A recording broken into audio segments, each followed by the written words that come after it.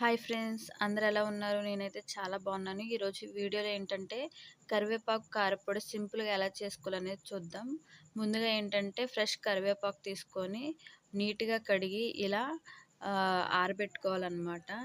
తర్వాత వచ్చేసి దానికి కావాల్సినవి 2 స్పూన్ల ధనియాలు, 2 స్పూన్ల పచ్చెనగపప్పు, 2 స్పూన్ల వేరుశనగలు, 1 స్పూను జీలకర్ర, తర్వాత ఎండుమిరపకాయలు 20, 2 వెల్లుల్లిపాయలు, తర్వాత ఒక నిమ్మకాయ అంత చింతపండు, 2 స్పూన్ల కందిపప్పు. స్టవ్ మీద పెనం పెట్టుకొని ఒక గిద్దె నూనె పోసుకోవాలి. పోసుకున్న తర్వాత కొంచెం వేగిన తర్వాత దాంట్లో పచ్చెనగపప్పు వేసుకోవాలి. ఫస్ట్ అయితే కొంచెం వేపుకోవాలి, దోరగా వేగాలన్నమాట. ఈ విధంగా వేగిన తర్వాత అందులో కందిపప్పు వేసుకోవాలి. సేమ్ అలాగే ఎర్రగా దోరగా వేగాలి.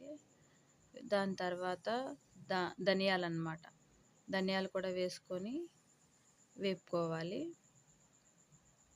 ఫ్రెండ్స్, ఈ కరివేపాకు కారం తినడం వల్ల మనకు చాలా ఉపయోగాలు ఉన్నాయి. ఉపయోగాలు ఏంటంటే కంటి చూపును మెరుగుపరుస్తుంది మరియు బరువు తగ్గడంలో సహాయపడుతుంది. ఇంకేంటంటే జుట్టు పెరుగుదలకు మరియు యాంటీ ఫంగల్ లక్షణాలు ఉండడం వల్ల చుండ్రు వంటి సమస్యలు కూడా ఈ కరివేపాకు కారం వల్ల తగ్గుతుంది. తర్వాత అదే పెనంలో జీలకర్ర, కొంచెం మెంతులు వేసి ఈ విధంగా ఫ్రై చేసుకోవాలన్నమాట దోరగా.